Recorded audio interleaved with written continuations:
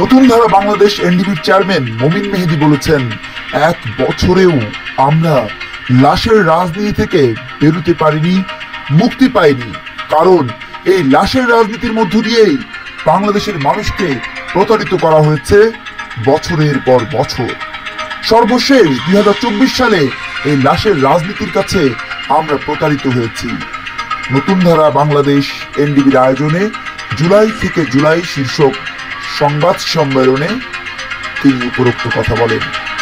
রাজধানীর বিজয় মিলনায়তনে অনুষ্ঠিত এই সংবাদ সম্মেলনে নতুন ধারা বাংলাদেশ এনডিবির senior vice chairman Shanta Farzana, vice chairman doctor Nurjahan Mira, ভারপ্রাপ্ত মহাসচিব ও প্রেসিডিয়াম মেম্বার কাজী মুন্নি আলম, যুগ্ম মহাসচিব মনির জামান, সাংগঠনিক সম্পাদক বরিশাল বিভাগীয় হরিদাস সরকার, সহ সাংগঠনিক সম্পাদক আলামিন বৈরাগী সহ অন্যান্য নেতৃবৃন্দ বক্তব্য রাখেন।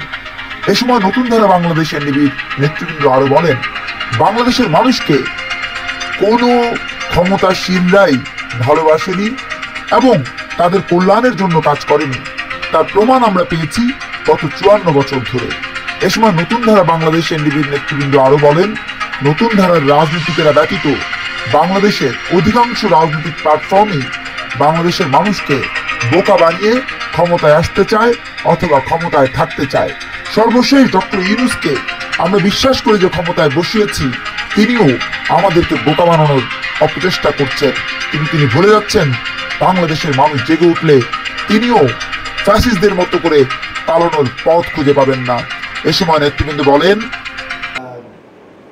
আমাদের প্রিয় নেত্রী লায়ন শান্ত ফারজানা উপস্থিত রয়েছেন, ভারপ্রাপ্ত মহাসচিব কাজী মুন্নি আলম উপস্থিত রয়েছেন, vice chairman doctor Nurjahan Mira, কেন্দ্রীয় সহসাংগঠনিক সম্পাদক হরিদাস সরকার, আলামিন বৈরাগী এবং সামনে উপস্থিত সাংবাদিক ভাইরা, চেয়ারম্যান মহোদয় মমিন মেহেদী সাহেব উপস্থিত আছেন, আমাদের নতুন ধারা বাংলাদেশ এনডিবি এর senior vice chairman Shanta Farzana আপা উপস্থিত আছেন, আমাদের নতুন ধারা এনডিবি এর যুগ্ম মহাসচিব মনির জামান ভাই, যার হাত ধরে আমার এই আজকে এই নতুন ধারার পথ চলা এগিয়ে চলা। এছাড়া উপস্থিত আছেন আমাদের নতুন ধারা এনডিবি এর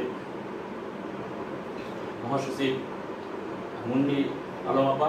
এছাড়া আমরা পেয়েছি নিষিদ্ধ সংগঠন জামাতের হুম্বিতম্বি, যারা ধর্মকে পুঁজি করে, ইসলামকে পুঁজি করে ভূত হয়ে আমাদের ঘাড়ের উপর সবার করে বসতে চাচ্ছে। এই জুলাই থেকে জুলাই আমরা সেই জামাত ইসলামের, সেই পাকিস্তানি পাপিষ্ট আত্মাদের হুম্বিতম্বি শুনতে পাচ্ছি, যারা চিৎকার করবে আগামীকাল শনিবারে সারা বাংলাদেশকে তারা অচল করে দিয়ে তারা 350 মাইক লাগিয়ে চিৎকার চেঁচামেচি করবে আর দাপট করে বেড়াবে। এটাই পেয়েছি। বিভিন্ন রাজনৈতিক দল হয়েছে যারা সরকারের পৃষ্ঠপোষকতায় বেড়ে উঠছে। আমরা এগুলো চাই না। আমরা চাই সত্যিকারের সোনার বাংলাদেশ বিনির্মাণ হবে, যেখানে একজন নীরা আপা নিরাপদে থাকবে, একজন মনির জামান ভাই ভালো থাকবে, একজন আলামিন বৈরাগী তার ছেলের মোবাইল নিয়ে যাবে না, ছিনতাইকারীর পাল্লায় পড়বে না, একজন মুন্নি আপা তিনি তার সন্তানদেরকে নিয়ে নিরাপদে বাঁচতে পারবেন, একজন হরিদাস সরকার তিনি নারায়ণগঞ্জে থাকবেন, তার স্ত্রী বরিশালে থাকবে। এই যে দোটানা, এই সমস্ত দোটানা কিন্তু সরকারের কারণে হয়। আমরা চাই যে দেশের মানুষ ভালো থাকবে, প্রত্যেকটা জনগণ সত্যির কথা বলবে, শান্তির কথা বলবে, সুন্দর থাকবে। আমরা চাইব যে অনতিবিলম্বে এই অন্তর্বর্তীকালীন সরকার নির্বাচন দিবেন এবং ভাওতাবাজি বন্ধ করবেন। জুলাই একটা ভাওতাবাজির নাম, জুলাই একটা বাটপাড়ির নাম, জুলাই আর কিছুই না।